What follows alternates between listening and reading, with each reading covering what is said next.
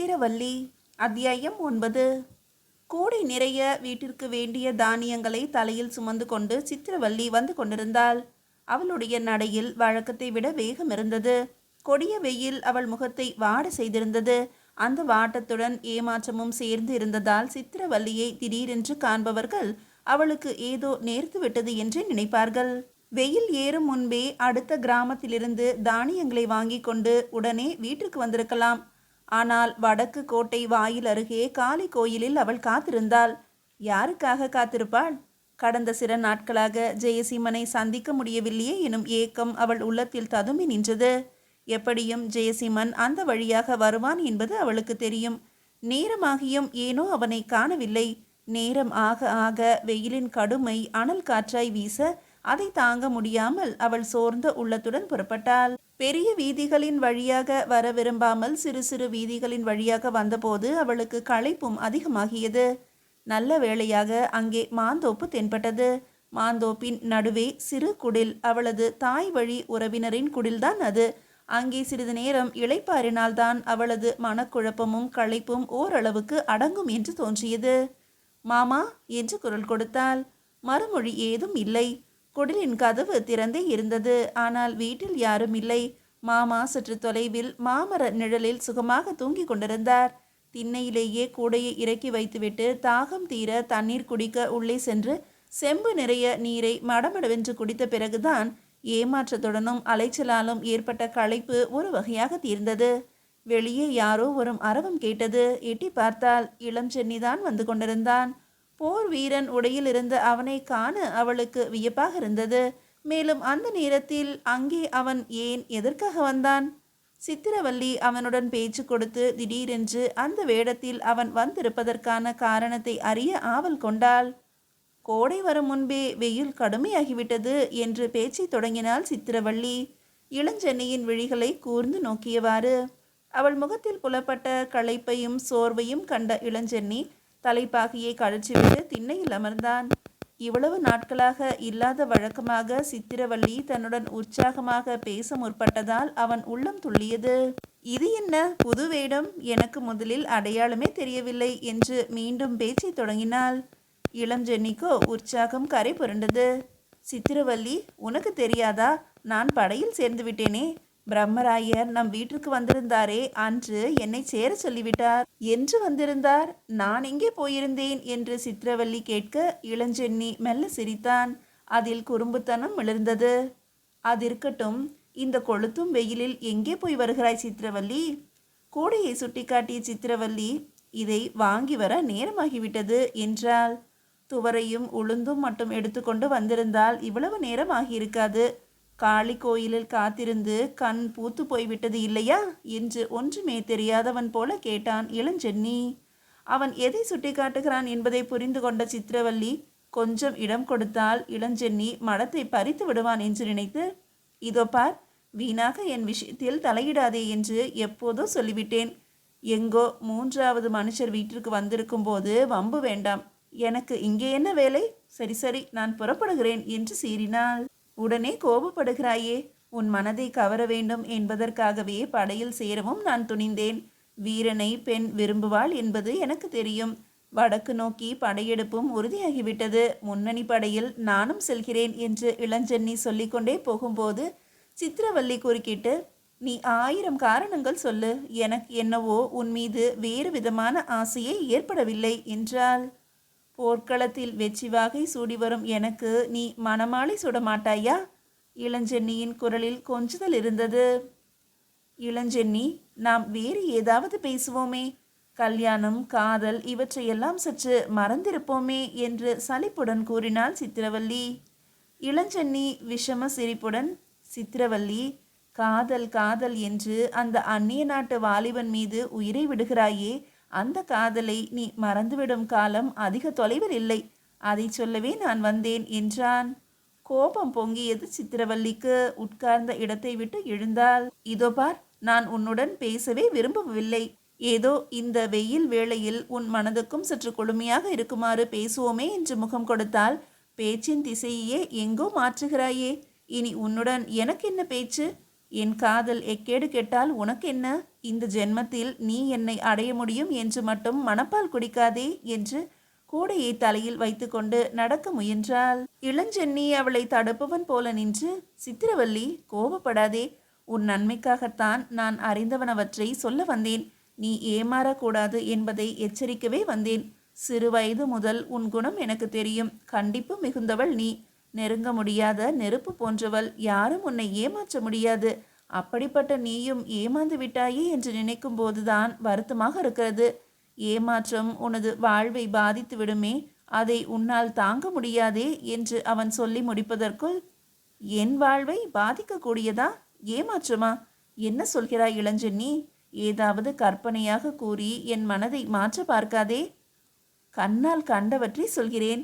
நேற்று இரவு அர்த்த ஜாம பூஜைக்கு பிறகு சோழீஸ்வர் கோயில் மேல் தளத்தில் ஒரு பெண்ணும் ஜெயசிம்மனும் என்று இளஞ்சென்னி சொல்வதற்குள், இளஞ்சென்னி, உனக்கு அவரை பிடிக்கவில்லை, அதனால் இப்படி ஏதாவது கூறலாம் என்று திட்டமிட்டு விட்டாயோ என்று அவள் கூறியதையும் லட்சியம் செய்யாமல், குலாவி கொண்டிருந்தார்கள். நான் மட்டுமா பார்த்தேன்? கோயில் காவலர்களும் பார்த்தார்கள் என்றான் இளஞ்சென்னி.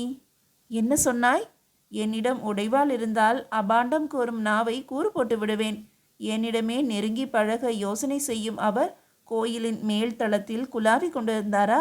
நீ சொல்வது பொய்யாக மட்டும் இருக்கட்டும் என்று கூறும்போது சித்திரவல்லியின் உடலில் ஒருவித படபடப்பு இருந்தது. ஜெயசிம்மனை பற்றி அபாண்டம் கூறி எனக்கு என்ன ஆக வேண்டும்? மேல் தளத்தில் இருவரும் நடுநிசிக்கு அப்பாலும் பேசி கொண்டிருந்தார்கள். பிறகு இருவரும் கோயிலை விட்டு வெளியே சென்றனர். நானும் அவர்களை பின்தொடர்ந்தேன். உனக்கு ஏன் அந்த வேலை? இல்லாவிடில் உண்மையை அறிந்து உன்னிடம் சொல்லியிருக்க முடியுமா? பிறகு அவள் வீட்டில் அவன் விடியும் வரை இருந்தான். பேச்சு பேச்சு, அப்படி என்னதான் பேச்சு இருக்குமோ? காதலர்கள் என்றால் காலம் போவது தெரியாமல் பேச வேண்டுமா? சிரிப்பு, வளையல் ஒலி, சிங்கார முணுமுணுப்பு என்ன இருந்தாலும் ஒரு அழகியின் வீட்டில் ஒரு யுவனுக்கு இரவு முழுவதும் என்ன வேலை? அந்த அழகி யார்? உனக்கு தெரிந்தவளா? எனக்கு மட்டுமா? உனக்கும் தான் தெரிந்தவள். இந்த ஊரில் உள்ள அனைவருக்கும் தெரிந்தவள். இறைவனுக்கு தொண்டாற்றுவதற்கென்றே பிறவி பயன் எடுத்தவள் என்று அவளாகவே கூறிக்கொள்பவள். ஓ, பதியிலாதாளா? ஆம், ஒரு பதி இல்லாதாள். குணரேகா எனும் கர்வக்காரி. ஏன், எப்பொழுதாவது உன் முகத்தில் கரியை அவள் பூசிவிட்டாளா?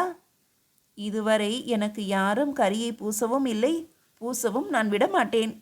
சரி சரி, விஷயத்தை சொல்லு. இனி என்ன விஷயம்?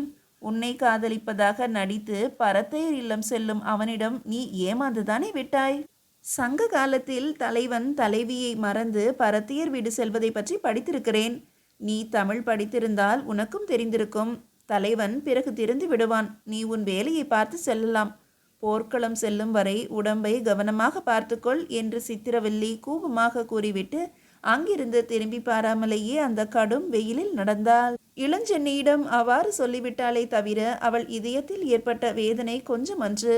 அப்பொழுதே ஜெயசிம்மனை சந்தித்து, இதுதான் உங்களுடைய லட்சணமா என்று கேட்க வேண்டும் என்று துடித்தாள். வீட்டுக்கு சென்றவுடன் பசி, வெயிலின் கொடுமை, களைப்பு, சோர்வு, ஏமாற்றத்தால் அதிர்ச்சி அனைத்தும் சேர்ந்து அவளை கண்ணயர செய்தன. எவ்வளவு நேரம் உறங்கி இருப்பாளோ, திடீரென்று விழித்து கொண்டாள். பொழுது சாய்ந்து வெகு நேரமாகியிருந்தது. கோயிலுக்கு செல்லும் போது சந்தி பூஜை நடந்து முடிந்திருந்தது. ஒருவேளை ஜெயசிம்மன் அங்கே வரக்கூடும் என்று எதிர்பார்த்து தேவியின் சன்னதி அருகே நின்று கொண்டிருந்தவளின் எதிரே குணரேகா தென்பட்டாள். அவளை பார்த்தும் பார்க்காதது போல இருக்க முற்பட்டாள் சித்திரவல்லி. குணரேகாவின் செழுமையான அழகு இதயத்தில் முள் போல குத்தியது. தன் இதயம் நிறைந்தவரை தன் வலையில் சிக்க வைத்த மாயக்காரி என்று கருவிக்கொண்டாள். அவளுடன் பேசவும் விரும்பவில்லை. நீதானே சித்திரவல்லி என்ற குரல் கேட்டு திடுக்கிட்டு திரும்பினாள். குணரேகா அவள் அருகேயே நின்று கொண்டிருந்தாள். உன்னை பற்றி கேள்விப்பட்டிருக்கிறேன் என்று அவளது தோளை தொட்டாள் குணரேகா. சித்திரவல்லி ஒரு கணம் அவளை பாதாதி கேசம் வரை அளப்பது போல நோக்கினாள். குணரேகாவின் அழகு ஒரு சமயம் தெய்வத்துக்கே அர்ப்பணிக்கப்பட்ட தேவ மலர் போன்றும் தோன்றியது. என்ன கேள்விப்பட்டிருக்கிறாய்? அப்பாவி பெண் சுலபமாக ஏமாறக்கூடியவள் என்றா? பாக்கை வெட்டுவது போல் இருந்தது சித்திரவல்லியின் பேச்சு. சித்திரவல்லி, பெண்கள் அனைவருமே அப்பாவிகள்தான். பாவிகளான ஆடவர்கள் அவர்களை சுலபமாக ஏமாற்றி விடுகிறார்கள். ஆனால் உன்னை பற்றி நான் கேள்விப்பட்டது உன் உயர்ந்த குணத்தை தான் என்றாள் குணரேகா அவள் கரத்தை மெல்ல தடவி. கரத்தை விடுவித்து கொண்டு, உன்னிடம் வருபவர்கள் என்னை பற்றி பேசுகிறார்களா என்ன? அப்படி வம்பு பேசுபவர் யார் என்றாள் சித்திரவல்லி. சித்திரவல்லியின் அழகை அந்த மங்கிய ஒளியிலும் அளந்து, சித்திரவல்லி, உன்னிடம் பழகுபவர் என்னிடம் எப்படி வர துணிவார்? நான் காலில் மிதிபடும் மலர், நீயோ தேவனுடைய சிரசை மட்டும் அலங்கரிக்கத்தக்கவள். உன்னை அடைய விரும்புபவர் கொடுத்து வைத்தவர் என்று உருக்கமாக பேசினாள் குணரேகா. நானும் ஓரளவுக்கு அறிந்திருக்கிறேன் குணரேகா. உன்னை மனம் விட்டு கேட்கிறேன். கண்ணகியிடமிருந்து கோவலனை பிரித்தது போல நீயும் என்னை பிரிக்க பார்க்கிறாயா? குணரேகா மெல்ல நகைத்தாள். நான் மாதவியும் அல்ல, உன் இதயம் கவர்ந்த அவர் கோவலனும் அல்ல. ஆனால் உன்னை கண்ணகி என்று கூறுவதில் நான் பெருமைப்படுகிறேன். சித்திரவல்லி, அதிகமாக பேச எனக்கு பொழுது இல்லை. உன்னவரை நான் மயக்க முடியாது. நான் என்ன, எவருமே மயக்க முடியாது. அவர் யாருக்கும் லேசில் மயங்கி அடிமையாகி விடமாட்டார். போர்க்களம் செல்லும் வரை வாழ்த்தி நல்விடை கொடுத்து அனுப்பு. நான் வரட்டுமா? உன்னை பார்க்க வேண்டும் போல தோன்றியது, பார்த்து விட்டேன். எனக்கும் உன்னை பார்க்க வேண்டும் போல தோன்றியது. அப்படியா? ஆனால் என்னை கண்டவுடன் உனக்கு வெறுப்பு ஏற்பட்டது போல எனக்கு தோன்றியதே. ஆமாம் குணரேகா, முதலில் அப்படி தோன்றியது உண்மைதான். நேற்று இரவு உன் வீட்டில் அவர் தங்கினாரே, அவர் தன்னை இழந்து விட்டாரா? சித்திரவல்லியின் குரலில் ஏக்கமும் பரிதவிப்பும் இருந்தன.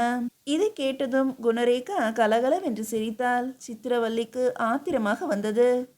ஒற்றர் போல மறைந்திருந்து கேட்டு உனக்கு யார் சொன்னார்கள்? சொன்னவர்கள் தவறாக கூறியிருப்பார்கள். உனது அவர் ராமபிரானை போன்றவர். அவர் தன்னை இழந்து விடமாட்டார். குணரேகா அழுத்தம் திருத்தமாக கூறிவிட்டு அங்கிருந்து புறப்பட்டாள். சித்திரவல்லியோ கண்களை மூடிக்கொண்டாள். உதடுகள் இறைவா என்னை காப்பாற்றினாய் என்று முணுமுணுத்தன. அன்று இரவு வழக்கம் போல கல்யாணபுரத்துக்கு ரகசியமாக எழுதி அனுப்பும் லிகிதத்தில் குணரேகா ஜெயசிம்மனை பற்றியே அதிகமாக எழுதியிருந்தாள். ஜெயசிம்மன் இங்கே அழகியின் கடைக்கண் வீச்சிற்கு பலியாகிவிட்டார்.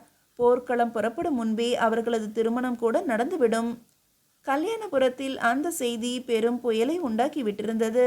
உண்டாக்க வேண்டும் என்பதற்காகத்தானே குணரேகா அவ்வாறு எழுதினாள்.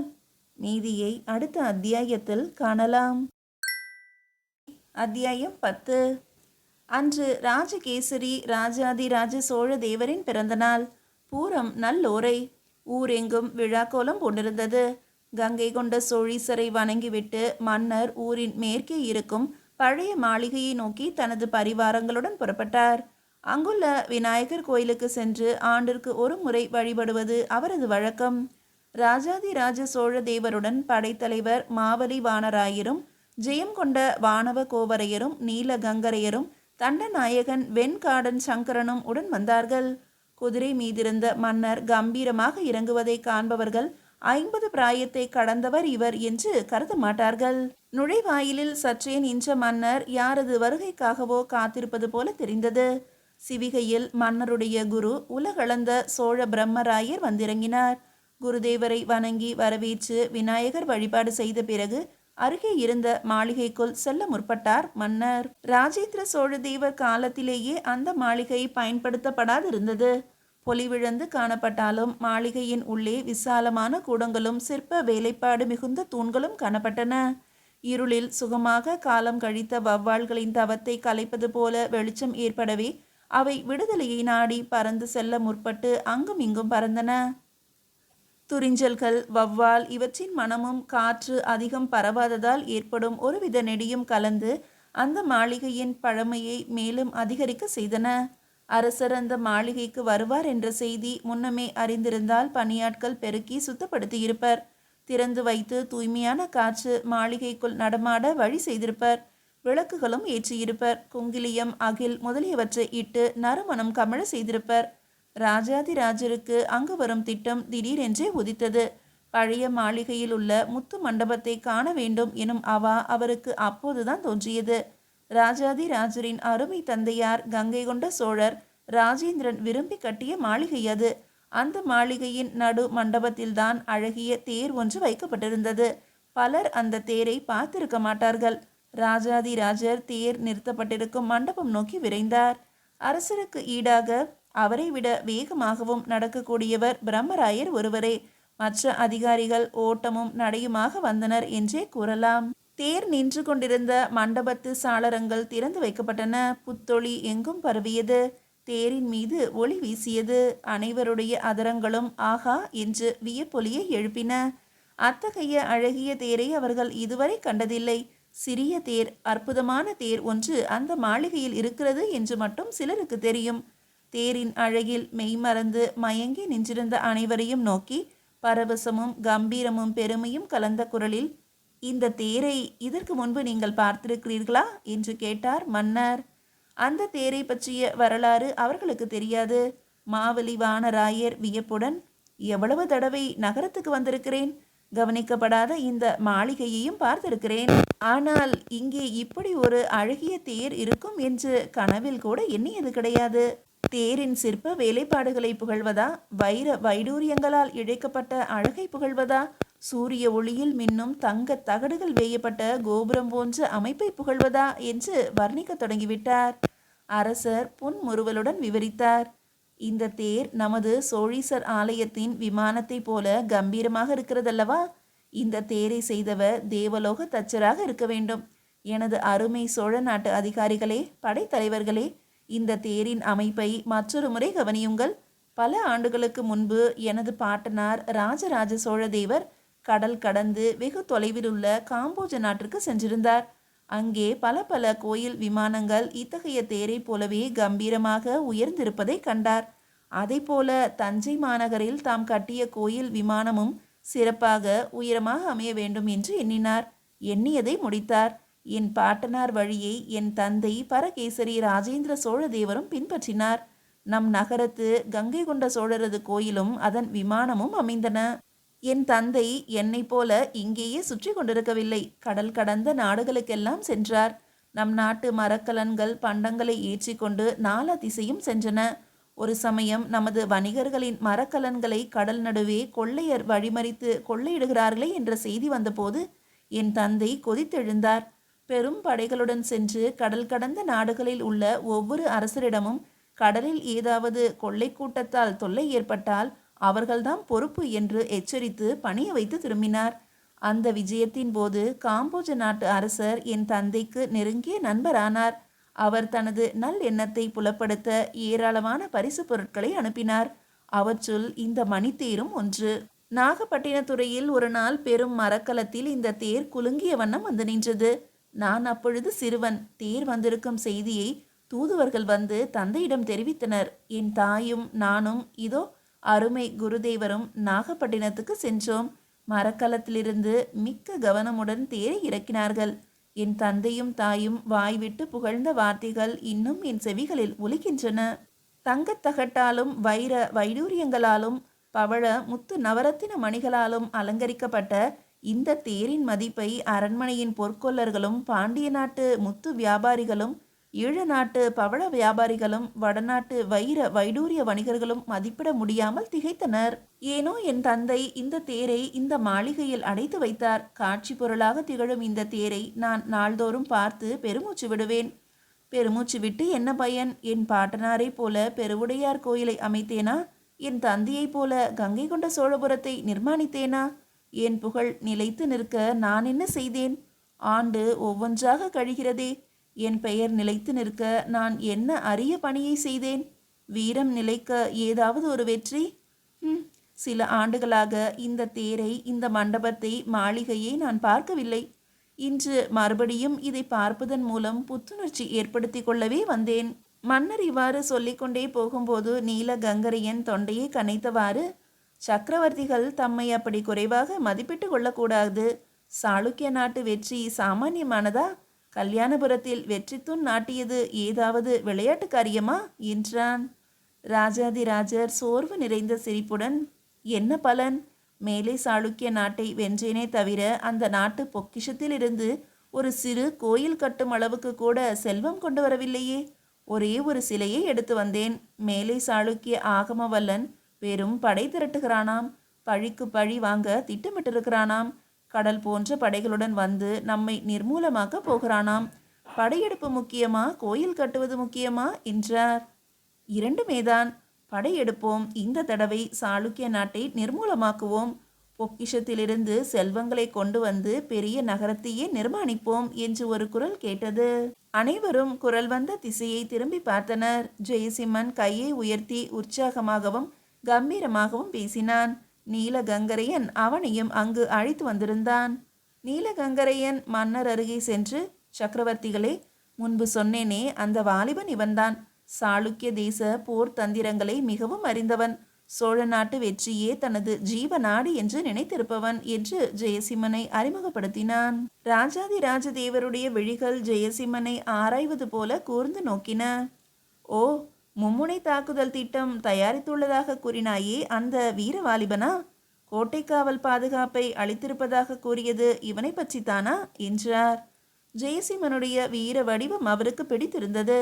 மேலும் படையெடுப்பின் போது இப்படி நடந்து கொள்ள வேண்டும் என்று நீலகங்கரையனிடம் தெரிவித்த திட்டமும் போர்த்திறன் மிகுந்ததாக இருந்தன. பிரம்மராயர் குறுக்கிட்டு, இப்போது ஒரு பகுதி படைக்கு தலைவன். இளைஞன், வீரன் மட்டுமல்லன், சிற்ப சித்திர ரசிகன். இந்த போரில் வெற்றி பெற்றவுடன் கோயில் ஒன்றை கட்டும் பொறுப்பை இவனிடம் ஒப்படைக்கலாம். ஆனால் நான் இப்போதே சொல்லிவிட்டேன், வீரநாராயணருக்கு ஒரு பெரிய கோயில் கட்ட வேண்டும். சம்மதமா? உனது பாட்டனாருக்கு பாட்டனார் பெயர் வீரநாராயணர் தெரியுமோ என்றார். ராஜாதிராஜரின் முகம் மலர்ந்தது. குருதேவா, தங்கள் சம்மதத்தை பெற்றுவிட்ட மகிழ்ச்சி எனக்கு ஏற்பட்டுவிட்டது என்றார். பிரம்மராயர் புருவத்தை உயர்த்தி, வடக்கே படையெடுத்து செல்வதற்கு என் சம்மதம் கிடைத்துவிட்டது என்று சொல்கிறாயா? இப்பொழுது கூட எனக்கு எள்ளளவும் விருப்பமில்லை. இதுவரை சாளுக்கிய நாட்டின் மீது 3 முறை படையெடுத்து சென்றாயே, அதனால் உனக்கு ஏற்பட்ட பலன் என்ன? நமது நாட்டு படை வீரர்களை களத்திலே பலி கொடுத்துவிட்டு அங்கிருந்து பொன்னையும் பொருளையும் கொண்டு வருவதால் இழந்த உயிரை மீட்டுவிட முடியுமா?